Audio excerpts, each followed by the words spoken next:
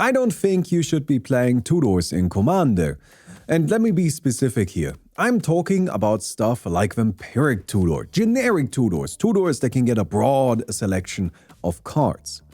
And that's not because I think they are too strong. I mean, they kind of are. It's more that I think you're making your decks less fun by playing them. When I first started playing Commander, I started in a community that is full of players that play very high-powered, efficient combo decks. And as I was playing there, it wasn't infrequent that people would go Vampiric Tutor into a win on turn 4. And I always thought, what a waste of time this game was. Okay, you won, but nobody got to play. I didn't get to play, this guy didn't get to play, this guy didn't get to play. You just searched out the card that won you the game. And then you won the game. And I guess good job, like cool. But we didn't play the game. I have a lot of fond memories involving Commander, and almost none of them involve somebody winning. Who cares? What's important is that we're having fun together. It's a social game. It's almost a cooperative game. I feel like Commander is a lot closer to something like D&D than it is to Standard, like literally other Magic the Gathering formats, which is very strange, right? It's kind of weird to think about, but I also think that's kind of cool. So when I started playing in that community where people were playing really fast, aggressive decks with lots of tutors to get quick wins, I started playing them myself. I was just like, oh, I guess this is just how you play the game. So I will just put Vampiric Tutor into my deck as well. And as I started playing with these tutors, I hated them. Oh my god, they just weren't fun. And that's because they were always the best card in my deck.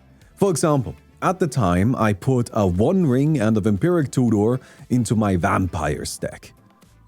And now, anytime I drew a Vampiric Tutor, I got the One Ring. And then I played the One Ring. And then every game played the same because I always had the wrong One Ring in play. It's just always homogenized gameplay. The cool thing about Commander is, of course, that we have 100 card decks with a singleton rule. This means that we are forced into variety. That's the idea, right? We are forced into playing a broad selection of cards. And that's really cool. That means every time you play your deck, you have a different experience. And that means you can use your decks repeatedly and they can still feel fun and distinct and different.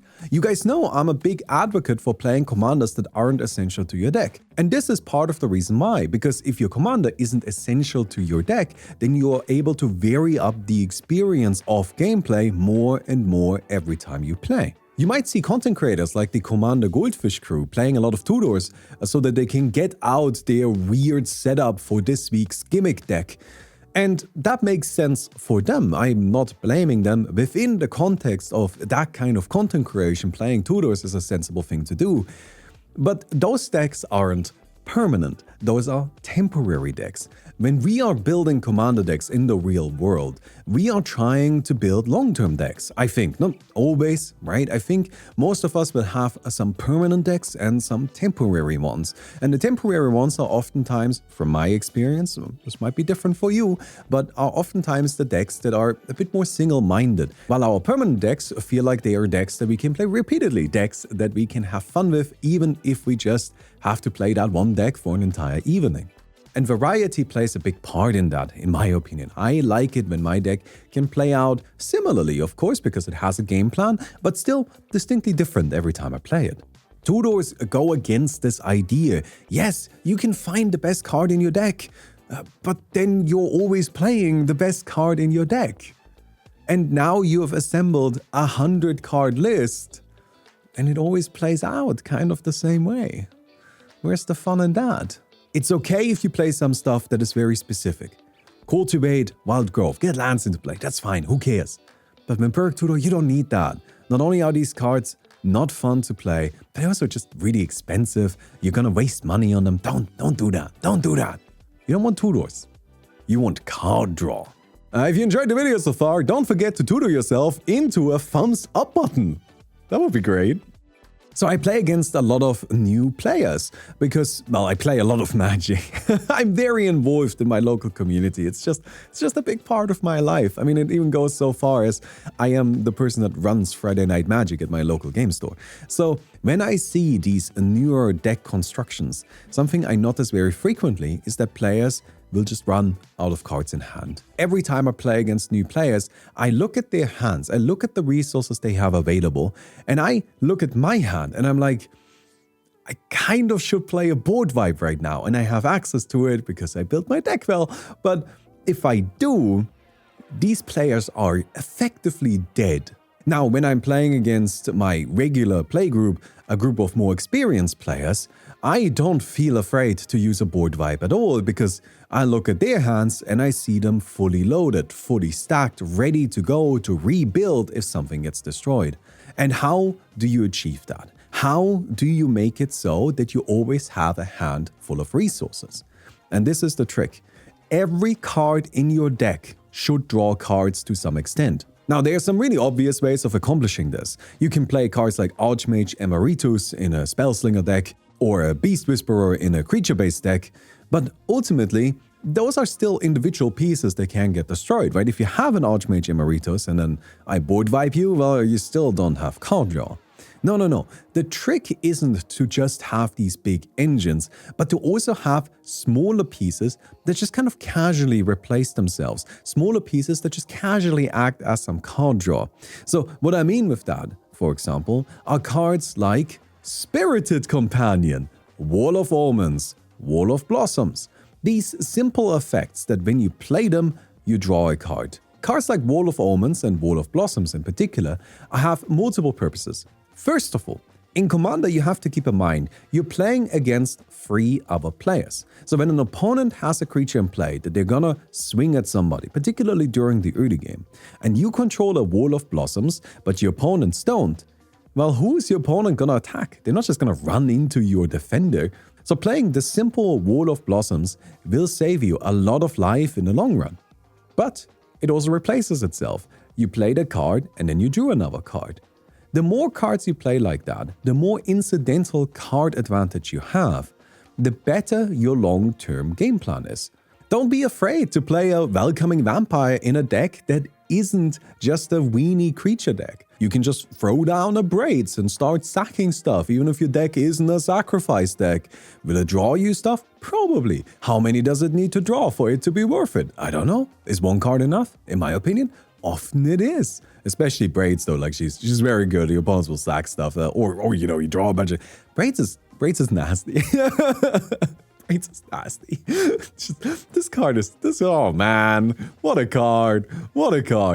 Anyways, you don't need to play huge card draw effects. You want smaller incidental effects just scattered throughout your deck that will just draw you a card here and a card there, just a little bit of something attached to something else. I really like playing Dream Fracture as a counterspell. It's a pretty simple card. It's just a 3-mana counterspell that lets us draw a card, but also the opponent where we countered the spell from. And that, first of all, is nice because our opponent doesn't get so mad at us, so that's great. But also it replaces itself. Of course, counterspell is better. Mana Leak in most instances is easier to use and will equally counter the spell. But it replaced itself, so I'm not running out of resources, so I can keep playing. Even if I get hit by a board wipe, I am good. It's fine if you put lower quality cards into your deck, cards that aren't necessarily immediately as powerful as other things that you might be able to do, so long as they just replace themselves. Because not only can you then find the big scary cards in your deck, and you don't need to play any filthy tutors for it, but also you're not going to run out of resources. You're going to be able to keep playing even if you get hit by a board wipe. I mean, honestly, I recently played a game in my local game store, and I played against a couple of precons or slightly modified precons, and all I did is I played a Bane of Progress, and people just fucking died because they didn't have any mana left, all their mana rocks were gone, and then they couldn't replace them because they didn't have enough cards in hand.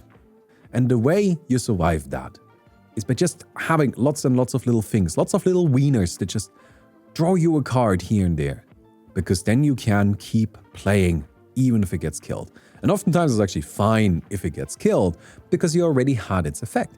Which brings me to my third point. If you're building a sacrifice deck, and this is definitely a lot more specific, but I just had a conversation with my sister's husband. What does that make us? Is that my brother-in-law? I don't know, that feels a little weird. Anyways, with my sister's husband who's building a deck, and was building a sacrifice deck, and he was playing a bunch of cards like Reanimating Skeleton. What is it called? Reassembling Skeleton. Reassembling Skeleton. Cards that are in your graveyard and that will resurrect themselves if you spend mana on or you have some condition or whatnot. And then you can use them to sacrifice into cards like Village Rites to draw additional cards. So it's just kind of like into generic sacrifice cards, right? You just sack them into shit and then they are back in your graveyard and then you can bring them back and then you can sacrifice them again. And that makes a lot of sense. But this is a trap. Don't listen to that little voice in your head telling you about the infinite value because you're actually losing out on a ton of benefits of sacrifice effects. Because you know what the best sacrifice target is? A creature with a death trigger. You want to sacrifice things that want to die. That's the best case scenario, right? So for example, if I have a World Shaper in play, I can use it to attack a little bit, but if you've ever played a World Shaper, then you know this bad boy never dies, because if he dies, we bring back all of the lands from our graveyard, and our opponents obviously don't want that. That would be bad for them. So, what do we do then? How do we make sure that this bad boy gets properly killed? We just kill him ourselves. Get fucked, Wiener. You're gonna die to a Village Rites that draws me 2 cards and also bring back a bunch of lands out of the graveyard. I'm doubling down on effectiveness. This also works the other way around. If, for example, I play a Wood Elves, then I get to search my deck for a forest and put it into play. But at that point, the Wood Elves is a 1/1 that does nothing. We already got its effect. So, it's a perfect target for sacrifice. You don't actually need that many specific sacrifice targets in a well-built sacrifice deck. Play ETBs and Death Triggers, play Solemn Simulacrum, that's both the gold standard for this kind of shit. And then you just sacrifice them as you want their effects or after you have already used their effects. Reassembling Skeleton is also trapped in a different way. Because, sure, we can bring it back for 2 mana and then have something to sacrifice, but are our sacrifice cards even good if we have to pay 2 extra mana? Like, that's the tricky part, right? Cards like Village Rites are good because it's a 1 mana draw 2. But if we have to first bring in a Reassembling Skeleton and then sacrifice it, we're actually paying 3 mana for it. And that's not good. We can get Sign in Blood for 2. We are going below rate. It's something that invites the idea of efficiency while actually being incredibly inefficient. There are places for cards like this. There are ways to use them, but just a generic sacrifice shell isn't it. Of course, it's also worth pointing out that we can use stuff like Wall of Blossoms, Wall of Omens, Spirited Companion, Helpful Hunter, Your Monster, don't sacrifice that one. But we can use those cards that we talked about earlier that allow us to just kind of have a lot of resources. We can use them to sacrifice into stuff as well. So, the core takeaway from today should be, you don't need tutors, you want card draw, and stop sacrificing Reassembling Skeletons. We hate this card now. I've just decided that. I've decided right now, this is the worst card in the game. Fucking hate this card. Get fucked, Reassembling Skeleton.